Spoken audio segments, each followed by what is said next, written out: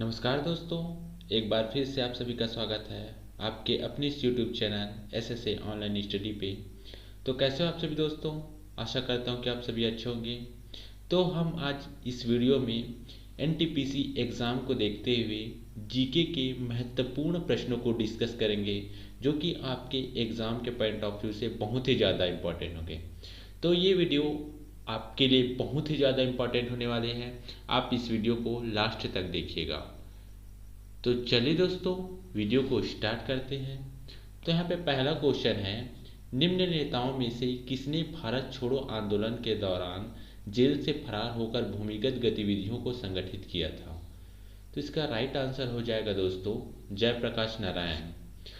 जयप्रकाश नारायण जी ने भारत छोड़ो आंदोलन, जो कि 1942 में संचालित हो रहा था, उस दौरान जेल से फरार होकर भूमिगत गतिविधियों का संचालन किया था।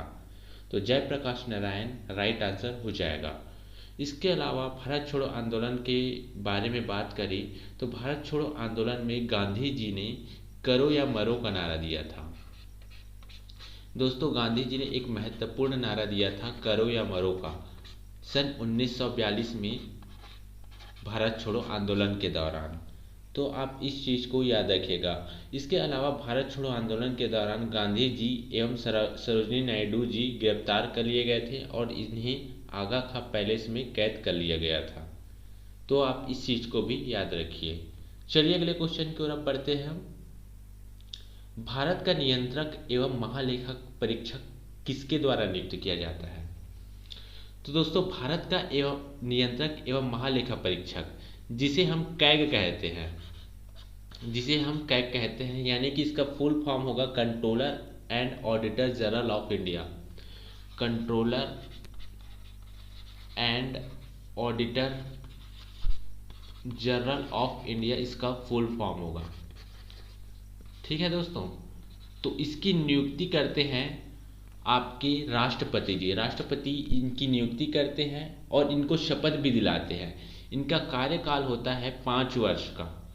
5 वर्ष का इनका कार्यकाल होता है, या बोल सकते हैं कि 65 वर्ष की आयु तक इनका कार्यकाल होता है। इन दोनों में से 5 वर्ष या 65 वर्ष, दोनों में से कोई भी जो पहले पूर्ण होगा वह मान्य होगा, है ना।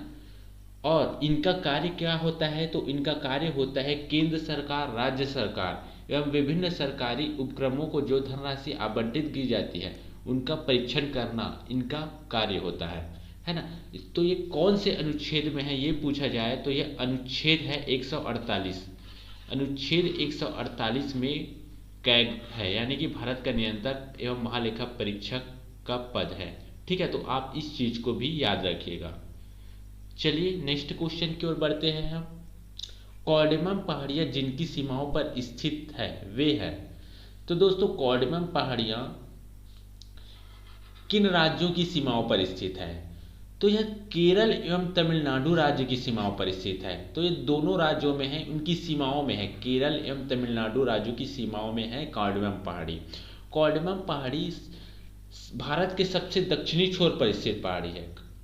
तो आप इस चीज को याद रखिएगा। एग्जाम में पूछा जाता है कि सबसे दक्षिणी छोर पर स्थित पहाड़ी का नाम बताइए, तो वो होगा आपका कार्डेमम पहाड़ी, है ना। इसके अलावा अन्नामलाई पहाड़ी, ये भी आपका केरल एवं तमिलनाडु राज्य की सीमाओं पर स्थित है। तो याद रखिएगा, दो पहाड़ी है, कार्डेमम पहाड़ी और अन्नामलाई पहाड़ी।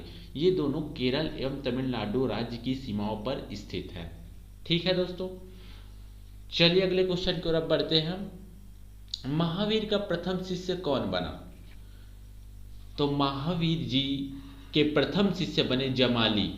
तो जमाली आपका राइट आंसर हो जाएगा। जमाली महावीर जी के दामाद थे। आप जमाली, है ना। ये आपके महावीर के प्रथम शिष्य बने, है ना।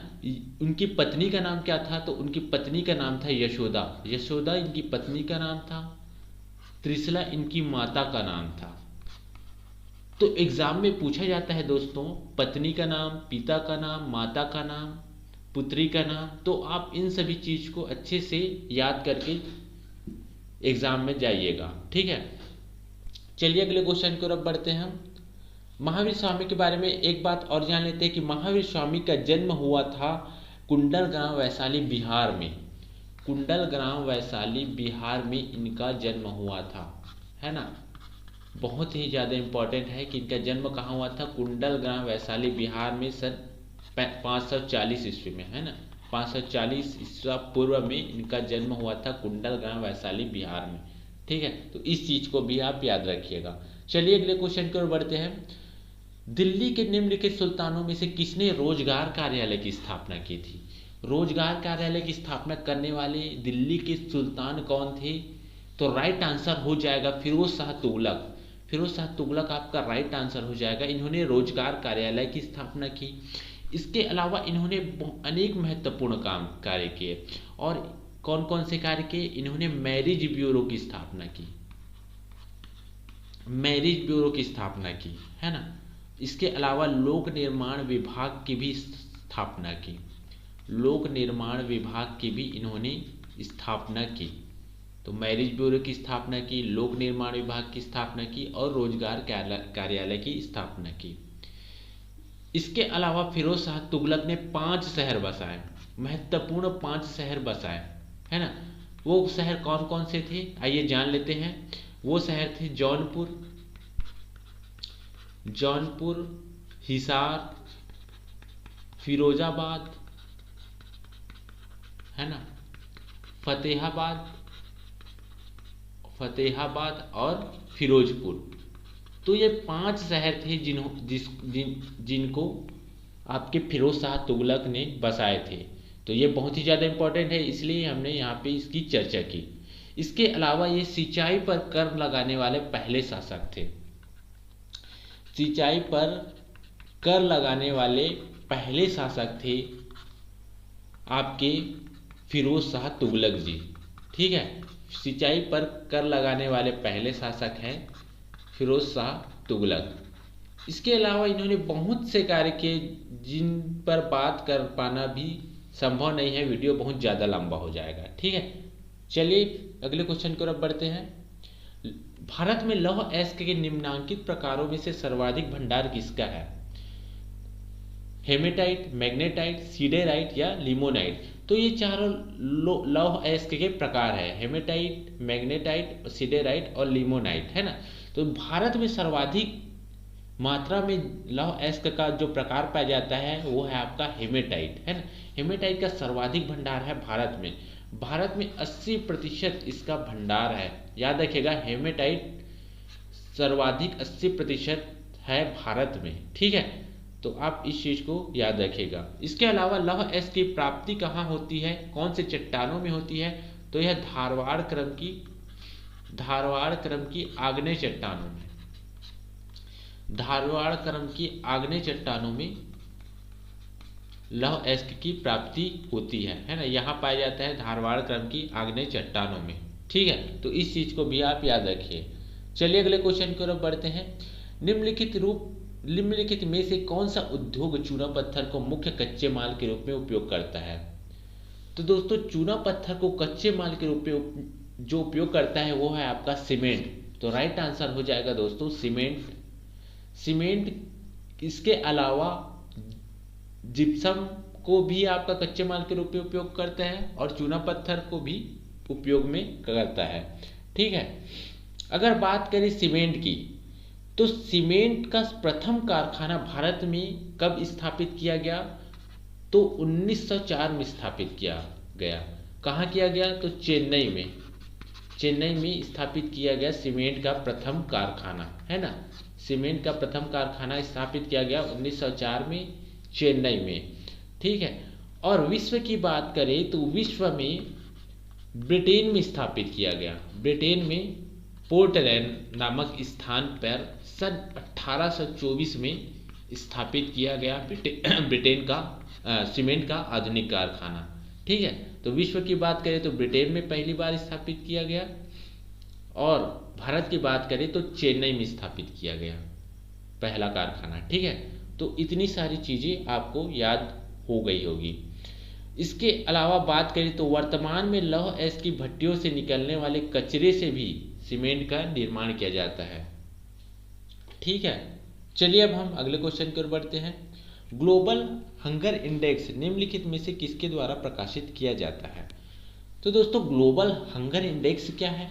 तो ग्लोबल हंगर इंडेक्स भूखमरी को मापने का एक पैमाना है जो कि वैश्विक, राष्ट्रीय और क्षेत्रीय स्तर पर भूखमरी को प्रदर्शित करता है ना। तो ग्लोबल हंगर इंडेक्स में भारत का कौन सा स्थान है भूखमरी के मामले में? तो भारत का स्थान है 101।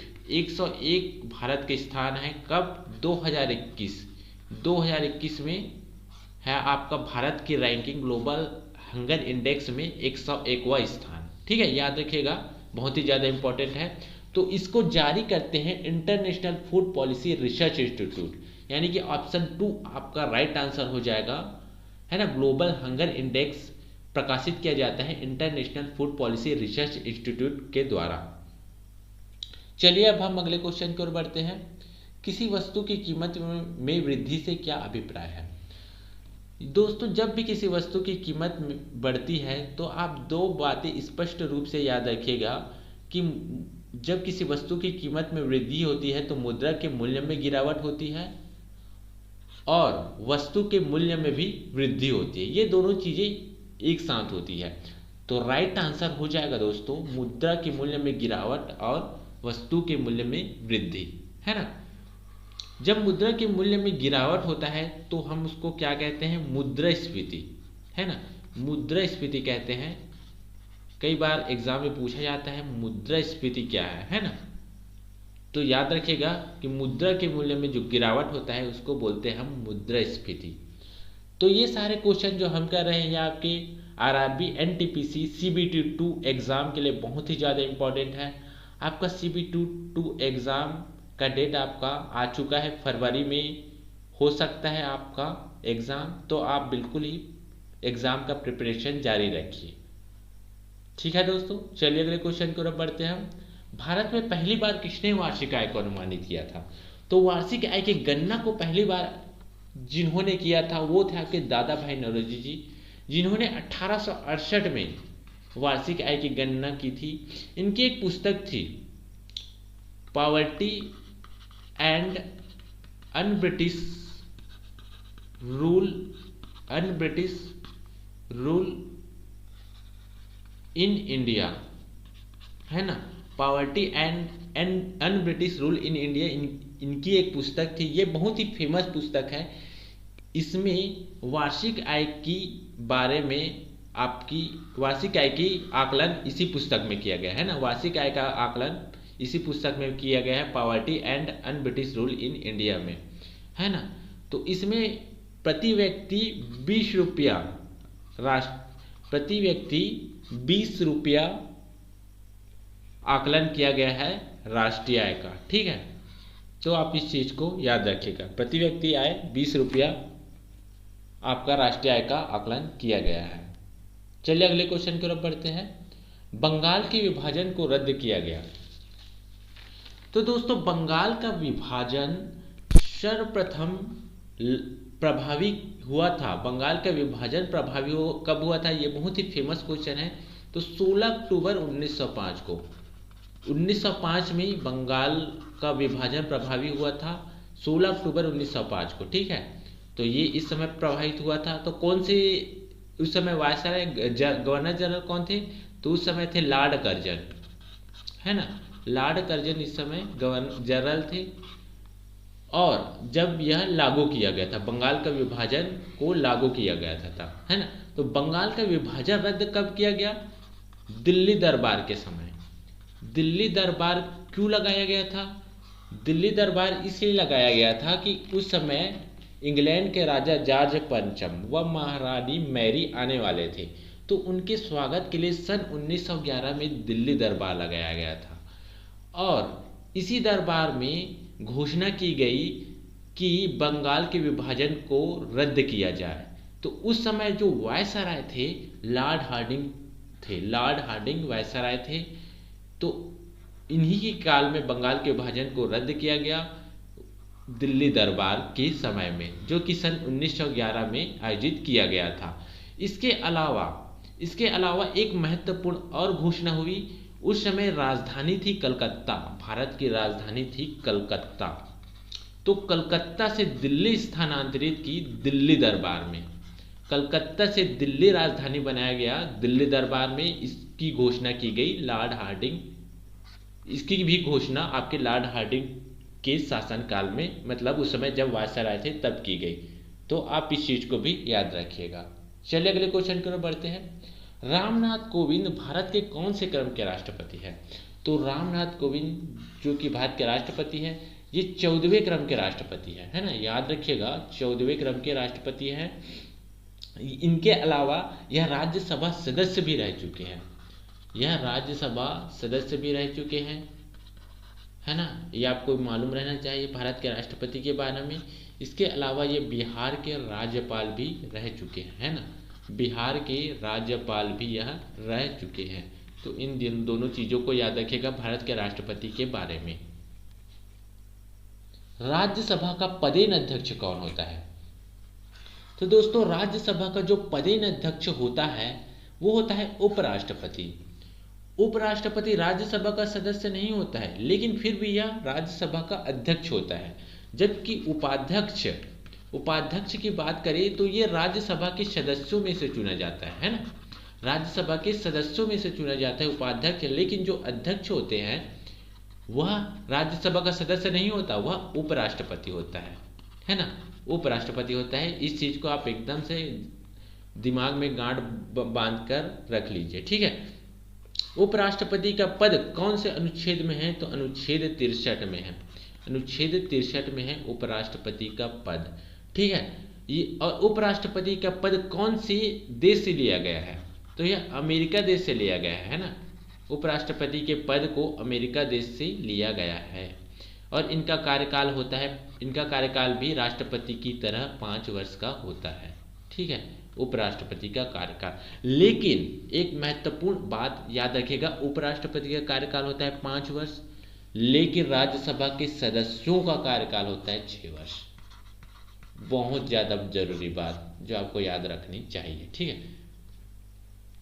चलिए अगले क्वेश्चन की ओर बढ़ते हैं। संसद सदस्य बनने हेतु न्यूनतम आयु क्या है? तो दोस्तों संसद के 3 भाग होते हैं, संसद के 3 भाग होते हैं। वे भाग कौन कौन से हैं? राष्ट्रपति,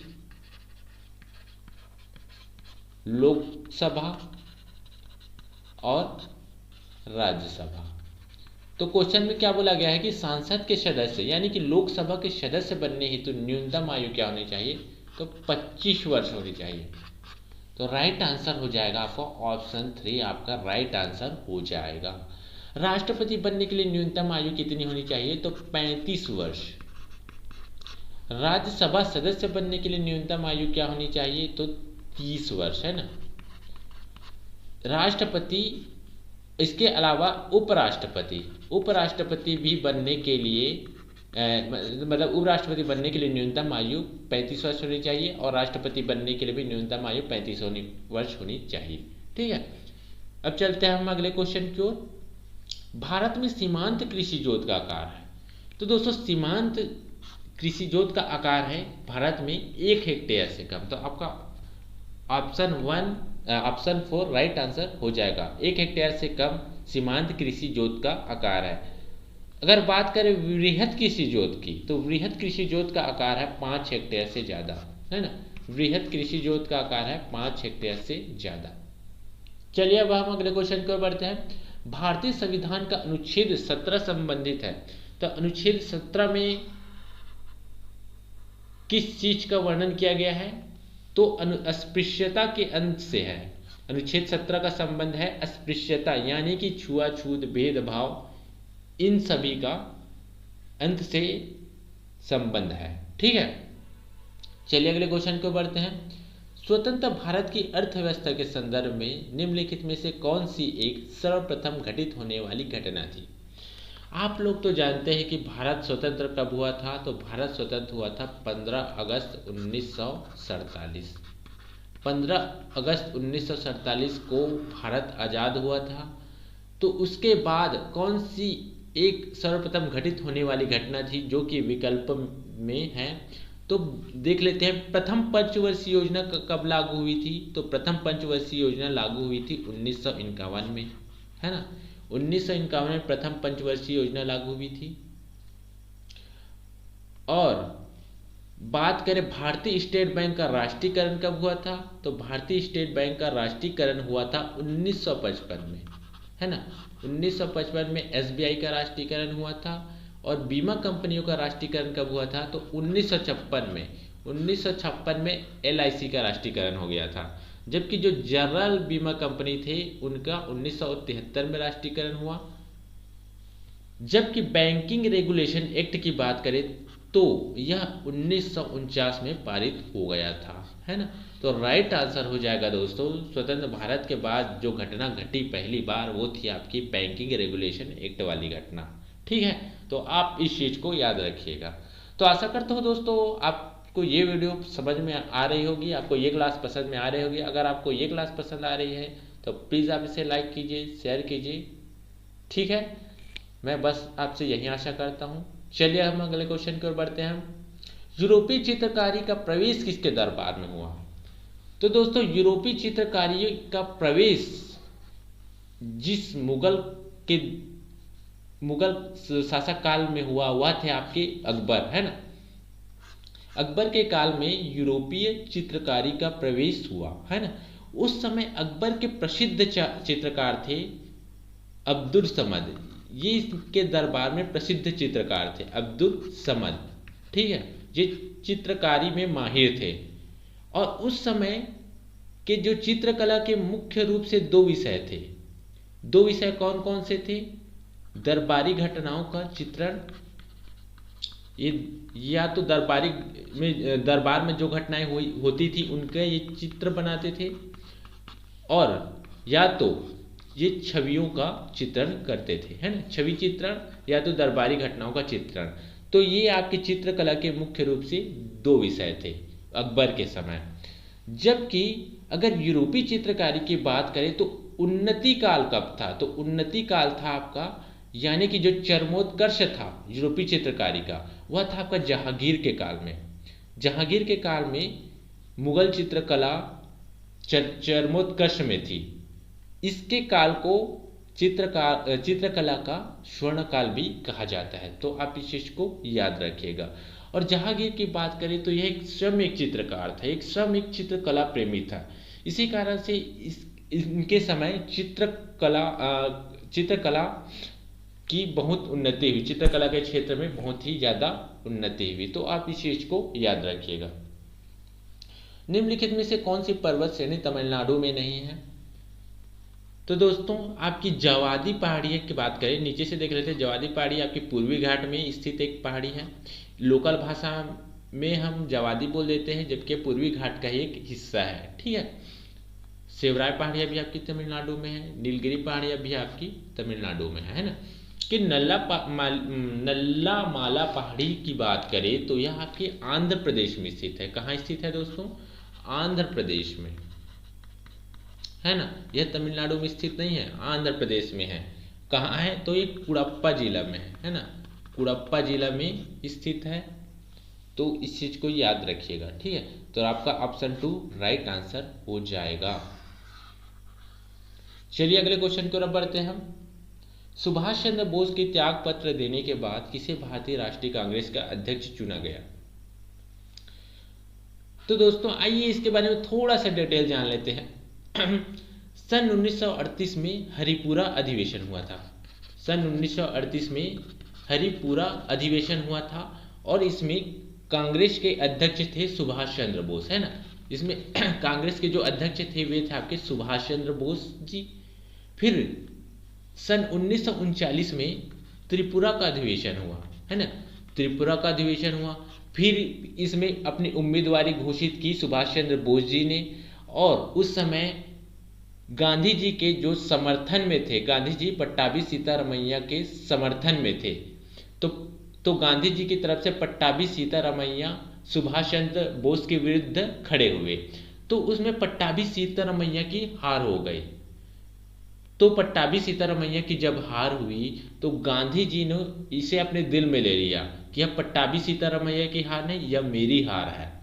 तो इस प्रकार से जो है यह सुभाष चंद्र बोस से ये नाराज हो गए, सुभाष चंद्र बोस भी इनसे नाराज हो गए और अंततः क्या है, सुभाष चंद्र बोस ने अध्यक्ष पद से अपना त्याग पत्र दे दिया, है ना, अध्यक्ष पद से त्याग दे दिया। तो फिर 1939 में अपना त्याग पत्र देने के बाद जो राष्ट्रीय कांग्रेस के अध्यक्ष पद के लिए चुने गए वे थे आपके राजेंद्र प्रसाद जी। ठीक है, तो याद रखिएगा आपका ऑप्शन 2 राइट आंसर हो जाएगा।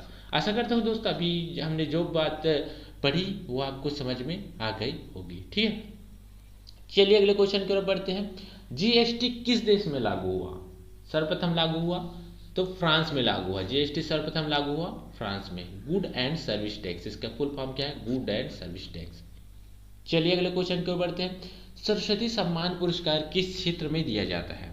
तो दोस्तों सरस्वती सम्मान पुरस्कार दिया जाता है साहित्य के क्षेत्र में, साहित्य के क्षेत्र में दिया जाने वाला पुरस्कार है। तो सरस्वती सम्मान पुरस्कार किनको प्रदान किया जाता है?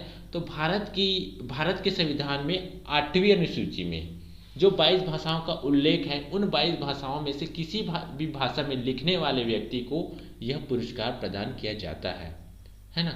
तो सरस्वती सम्मान पुरस्कार प्रारंभ हुआ था सन 1991 में।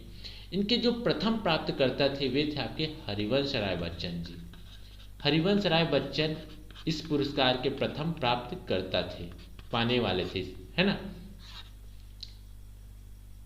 और अगर बात करें साहित्य के क्षेत्र में दिए जाने वाले सर्वोच्च पुरस्कार की, सर्वोच्च पुरस्कार है ना साहित्य के क्षेत्र में, तो वो है आपका ज्ञानपीठ पुरस्कार, है ना। ज्ञानपीठ पुरस्कार साहित्य के क्षेत्र में दिया जाने वाला सर्वोच्च पुरस्कार, ये बहुत ही ज़्यादा इंपॉर्टेंट है, याद रखिएगा। साहित्य के क्षेत्र में दिया जाने वाला सर्वोच्च पुरस्कार ज्ञानपीठ पुरस्कार है। चलिए अगले क्वेश्चन की ओर बढ़ते हैं। भारत में जिप्सम उत्पादन में निम्नलिखित में से किस राज्य का एकाधिकार है? तो दोस्तों भारत में जिप्सम उत्पादन में, जिप्सम यानी कि हमने अभी पढ़ा है, जस्ट पिछले वाले क्वेश्चन में ही पढ़ा है कि सीमेंट में कच्चे माल के रूप में प्रयुक्त होता है जिप्सम, इसके अलावा चूना पत्थर भी प्रयुक्त होता है। तो जिप्सम उत्पादन में राजस्थान राज्य का एकाधिकार है।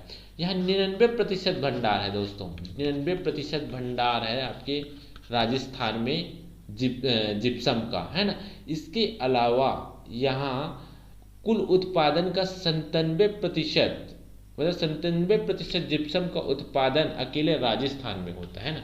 भंडारण में 99% भंडार है ना, और उत्पादन में भी आपका 97% उत्पादन करता है ना। तो इस चीज को आप याद रखिएगा।